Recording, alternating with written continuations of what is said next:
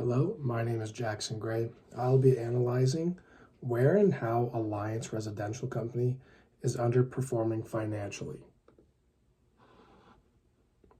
Today, we're going to discuss who and what Alliance is, why they are underperforming financially, what the consequences might be if that continues, analyze the current structure of the company, and examine if the company is upholding the values of conscious culture and conscious capitalism. We will then discuss improvement plans and analyze challenges. And finally, we will have a conversation about what I have personally learned through this process. So, who is Alliance? Alliance Residential Company is a high-end broadstone multifamily real estate developer. It is one of the largest in the United States. The headquarters is located in Scottsdale, Arizona, and they have 19 regional offices. They have over 115,000 multifamily units developed over the last 40 years. They lead the market with their expertise that they've gained over those 40 years. It has survived numerous real estate cycles through its conservative balance sheets, risk discipline, and opportunism.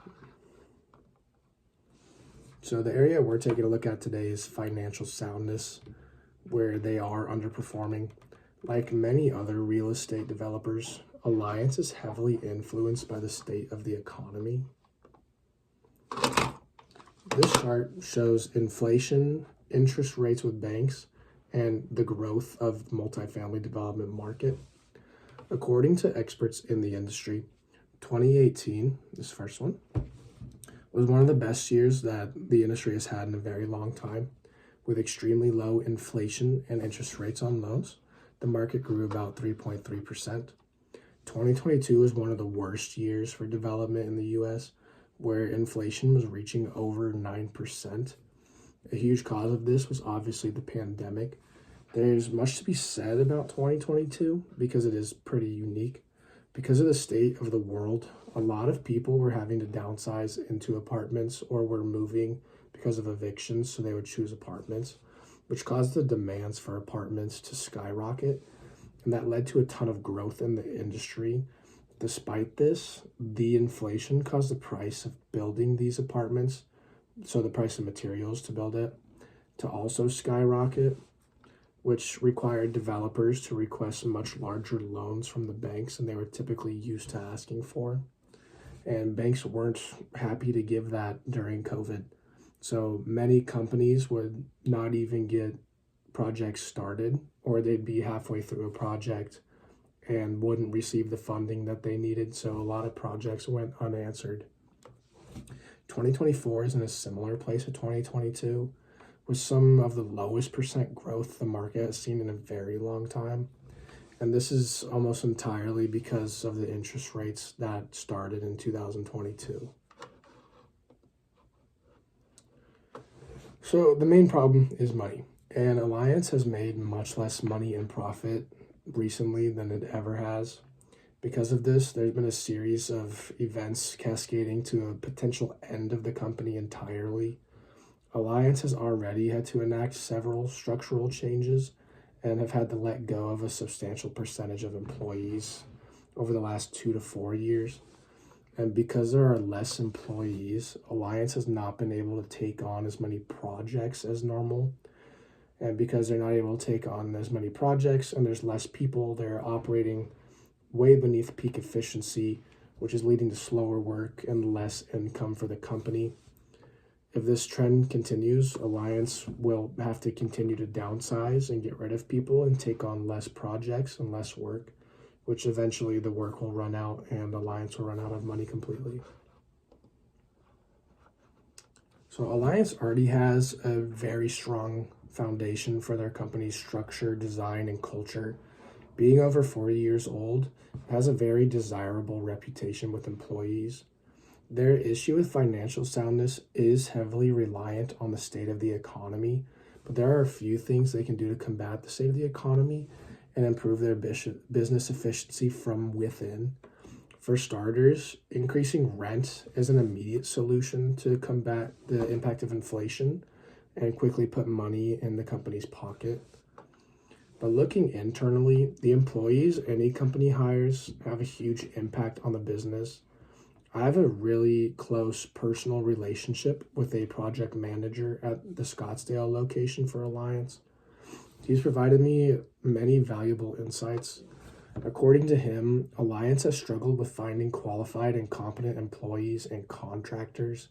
Because of this, efficiency on projects has reached a record low because of the amount of mistakes and the poor work ethic they're seeing on their projects.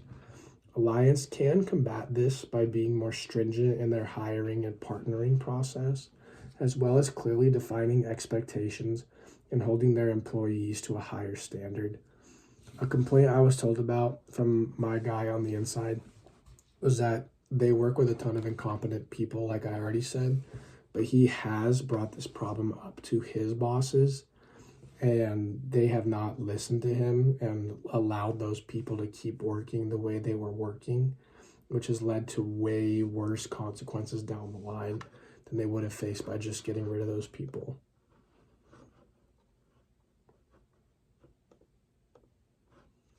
Alliance already incorporates a few values of conscious culture, but there is room to include much more. To start, they incorporate one thing really well, and that's they provide a good that is necessary for everybody in culture. Everybody needs a roof over their head. Alliance also made it a point to provide the best possible product while staying cost efficient. During the pandemic, a lot of other multifamily companies were raising the rates on rent like crazy, and a lot of people I know personally have had to move out of their apartment and back in with their parents. Alliance tried not to do that as much as they could because they know what it would do to the economy and to the community. The next point is somewhat controversial, like I said before, trying to keep employees for as long as possible. Trying to give an opportunity for your employees is part of conscious culture, but they took it too far and refused to let anybody go that wasn't getting any better, which led to worse consequences down the line.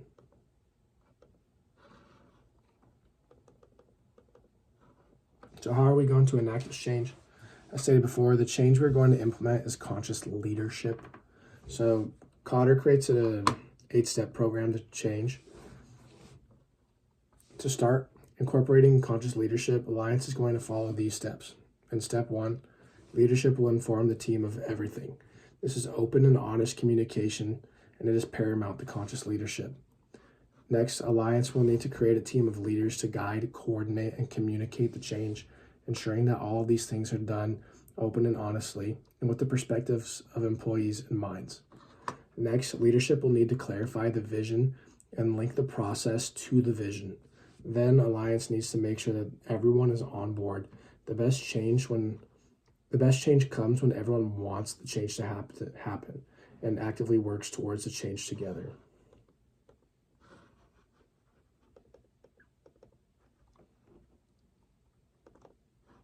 The next step is to enable action by removing barriers. An aspect of conscious leadership will be the practice that they'll have to practice here is having leadership listen to the needs of the employees and then offer help. I recommend regularly scheduling meetings with individuals and groups that work together to figure out what is holding them back specifically and what they need. And complete honesty is extremely important here. Following this, change should start to happen pretty quickly after this stage. And Alliance needs to celebrate the change when it comes and celebrate these smaller wins, because each win is going to add up and it's a step towards their goal.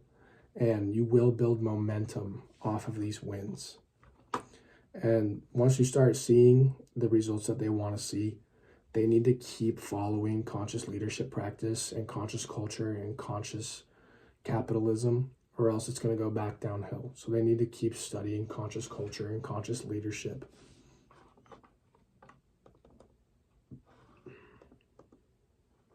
So there are a few challenges Alliance will definitely face during this period of change, all of which have to do with how long the company has been around.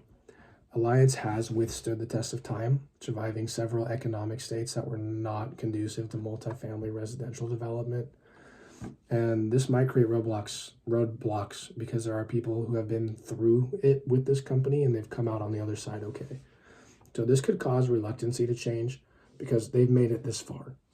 So furthermore, the demographic of development companies is typically older, more hard-headed people who love doing things their way. It is important for Alliance to remember that times change, people change, and the world keeps changing. And if the company wants to keep up and continue to be successful in the future and not rely on the state of the economy, they need to create a management structure that provides the highest level of support for every single person in the company. And it's a structure that builds the best relationships and culture within the company. And that culture and leadership style is conscious leadership.